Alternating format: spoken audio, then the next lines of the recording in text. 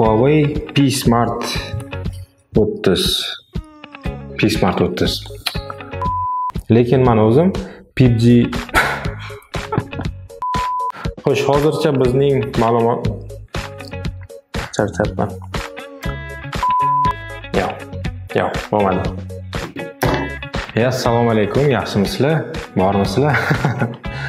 Bugun yangi video, yangi smartfon Huawei P Smart Z. Bu qutini ochib bo'ldik. Mana smartfon qo'limda, qora rangdagi smartfon. Buni boshqa ranglari ham bor. Adashmasam yashil va ko'k rangda. Bizda mana konservativ xalq uchun mos qora rang.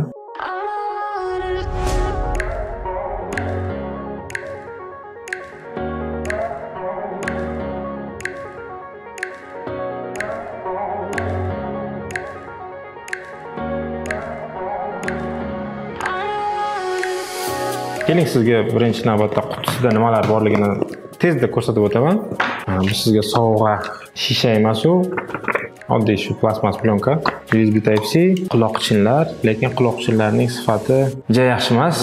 Komplektga qo'yishibdi. Katta rahmat. Quvvatlagich 2 amperlik. Ba'zi paytlari mana shu screen protector keladi, ba'zi paytlari g'ilof keladi. Demak, bu smartfonning menga yoqqan jihatlaridan biri bu ham bo'lsa uning dizayni. Dizaynni ko'rib turibsiz. Umuman hoshiyasiz, hech qanday bir qoshlari yo'q va hech qanday bir xollari yo'q va menga bu turdagi smartfonlar dizayn jihatdan juda ham yoqadi. Masalan, Mi Mix 3 hamda A80 oxirgi smartfon, u ham chiroyli edi, lekin A80 dan farqli o'laroq uning kamerasi korpus ichidan chiqadi. Ovozini eshityapsizlar? Juda ajoyib. Huawei'ning aytishiga qaraganda ushbu mexanizm, ya'ni kamera mexanizmi 100 ming martagacha chiqib tushishga mo'ljallangan ekan. Shuning uchun agar siz kunida 1000 marta ochsangiz, sizga to'g'ri kelmasligi mumkin, lekin shaxsan men ko'p selfiga tushmayman. Va shuning uchun menga hech qanday muammo tug'dirmasligi mumkin. Odatda boshqa smartfonlardagi mexanizmlarga 300 ming martagacha bo'lgan ishlatishlarga kafolat beriladi. Endi bunda 100 ming marta deyilibdi. Yaxshi. Aytgancha bu mexanizmning bir qiziq tomoni bor. Agar ochiq turgan bo'lsa, aytaylik, qo'lingizdan tushib ketsa, bu mexanizm yopilar ekan, ya'ni o'zini o'zi himoya qilishga harakat qilar ekan. Ushbu mexanizmning ichida 16 megapikselli kamera joylashtirilgan. Sifat jihatdan hozir rasmlarni sizga ko'rsatamiz. Endi o'zingiz baho berasiz. Juda zo'r deb bo'lmaydi. Orqa tomonda esa 16 va 2 megapikselli kameralar bor. Ikkitagina. Biz o'rganib qoldik 3 ta kamerali smartfonlarga. Bunda hozircha shu ikkitagina. Shu klassik variant iPhone'lardagiga o'xshab. Xo'p, orqa tomonda shuningdek barmoq izi skanerlari bor. Biz yana o'rganib qolgan klassik barmoq izi skanerlari ishlash jihatdan yomon emas. Tezda ochilyapti, lekin ba'zi payt qandaydir xatoliklar bor. 10 tadan 8 tasi menimcha muammosiz ochiladi, ikkitasida qanaqadir muammolar bo'lishi mumkin. Yana yaxshi tomonlardan biri mini jack bor, USB Type-C albatta. Afsuski stereo ovoz emas, mono ovoz. Hozir ovoz sifatini ham sizga ko'rsataman.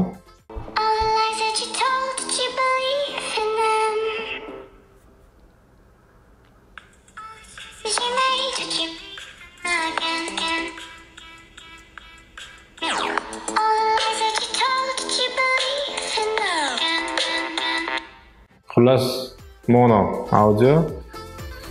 Endi mayli, bu flagman smartfon emas, bu shu o'rtacha pog'onadagi smartfonlardan biri. Shuning uchun ham stereo ovoz kutish bundan xato bo'lishi mumkin, lekin qo'shsa yaxshi bo'lardi albatta. Xo'sh, tepasida ikkita SIM karta yoki bitta SIM karta hamda flash karta uchun joy bor. Bu ham juda ham yaxshi. Demak, xotirani kuchaytirish mumkin. Buning o'z xotirasi 64 GB va 512 GB gacha bo'lgan flash kartalar o'rnatishingiz mumkin. Operativ xotirasi esa 4 GB. Ekraniga keladigan bo'lsak, ekran IPS, Super AMOLED emas, Full HD Plus o'lchamlariga ega va chiroy jihatidan meni juda ham o'ziga jalb qiladi, chunki ekranda hech qanday bir ortiqcha elementlar mavjud emas. Lekin agar hoshiyalarga e'tibor qaratsak, pastdagisi salgina qalinroq. Shu paytgacha men har tomonidan bir xil bo'lgan smartfon afsuski ko'rmadim. Ko'rsam eng zo'ri o'sha bo'lardi men uchun. Lekin bu ham yomon emas. Kino ko'rishda, o'yin o'ynashda ushbu kabi ekranlar, ya'ni displeylar juda ham yaxshi qulay. Smartfonning ko'rsatkichlariga keladigan bo'lsak, unda Kirin 710F protsessori o'rnatilgan ekan. AnTuTu'da 131.666 ball to'playapti. Yomon ko'rsatkich emas albatta, lekin ko'rib turibsiz, bu hech flagmanlarga yaqinlashadigan bir ko'rsatkich emas. Shuning uchun bu smartfon turli xil og'ir o'yinlarga mos emas. Lekin men o'zim PUBG Mobile'ni o'rtacha sozlamalarda bemalol o'ynadim. Maza qilib o'ynasa bo'ladi.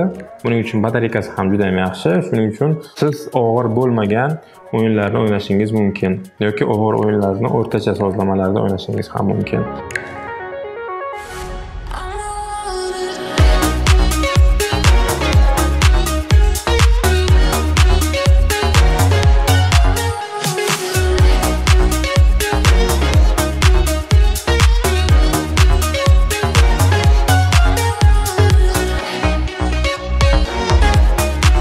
Mana video imkoniyatlarini ko'rishingiz mumkin.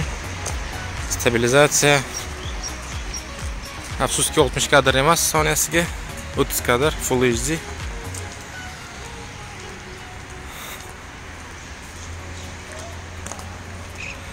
Yugurib ko'rsak ham ko'rinadi stabilizatsiya sifati. Old kamerasi, bu ham soniyasiga 30 kadr. Stabilizatsiyasini ko'rding.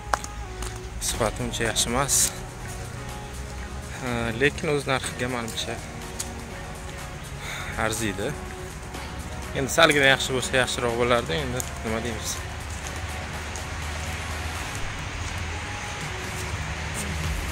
Osmon. Mana bu uy ko'rinmayapti. Oppoq. Mana bunday qilsam ko'rinadi.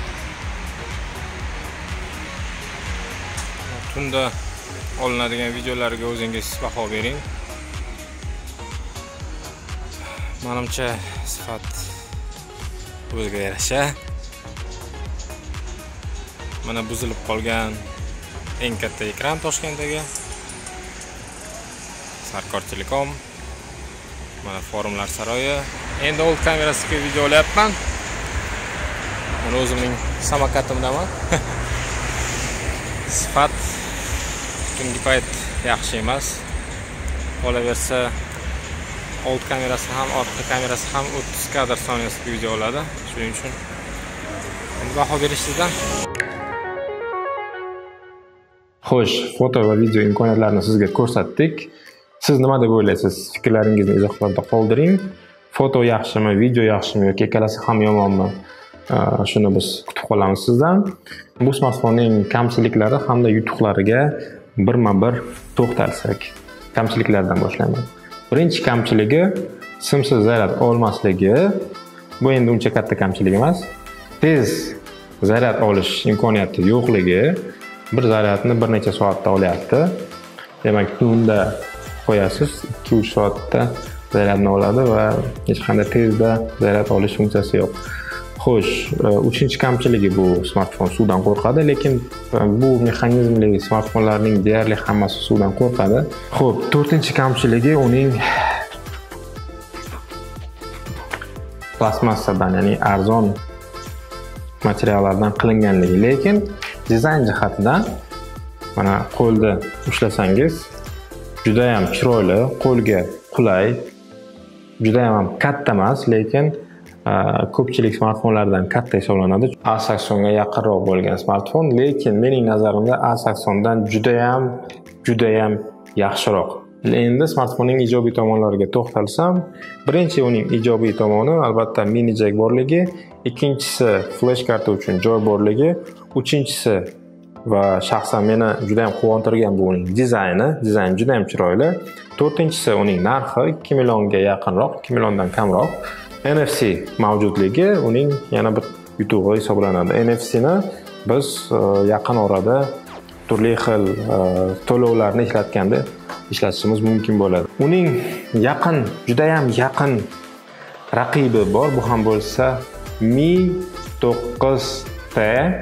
Dizayn jihatdan juda o'xshash. Uning ham kamerasi mana shu tarzda chiqib tushadi. Kutib qolamiz T smartfonini. Lekin Mi T salgina qimmatroq, taxminan $100 qimmatroq smartfon va menimcha shunga yarasha uning yutuqlari ham bor. Huawei'ning оболочкасы, ya'ni ichki ko'rinishi menga salgina yoqmaydi. To'g'ri, bu smartfonda boshqa launcherlar o'rnatib, boshqa xil ikonkalar qo'yish mumkin, lekin o'zining interfeysi menga salgina yoqmaydi. Bu endi albatta mening shaxsiy fikrim, kimgadir teskarisi yoqishi mumkin. Interfeys jihatidan menga ko'proq Samsung, ya'ni One UI hamda Mi, ya'ni MIUI ko'proq yoqadi. Xo'sh, hozircha bizning ma'lumotlarimiz shulardan iborat edi. Agar sizga ushbu video yoqqan bo'lsa, like bosing. Izohlarda albatta o'z fikrlaringizni qoldiring. Bizning hamkorlarimiz Radius Mobile do'koniga tashrif buyuring, chunki ularda ushbu smartfon sotuvda mavjud hamda faqatgina sotuv emas, balki muddatli to'lov usuli orqali smartfonlarni xarid qilishingiz mumkin. Faqatgina P-Smart Z emas, boshqa smartfonlarni ham. Ularning katalogiga bo'lgan havola mana bu yerda bo'ladi. Va videomiz oxirida siz uchun bitta zo'r yangiligimiz bor. Bu ham bo'lsa bizning loyihamiz, Pakapak loyihasi YouTube'da 10 mingdan ortiq obunachiga ega bo'ldi.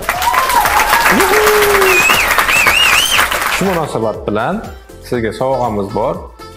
Tushungan bo'lsangiz kerak, 10 mingta obunachi bo'lgani uchun 10 ming mAh quvvatga ega power bank sovg'a qilmoqchimiz. Xo'sh, ushbu power bankni kimga sovg'a qilamiz?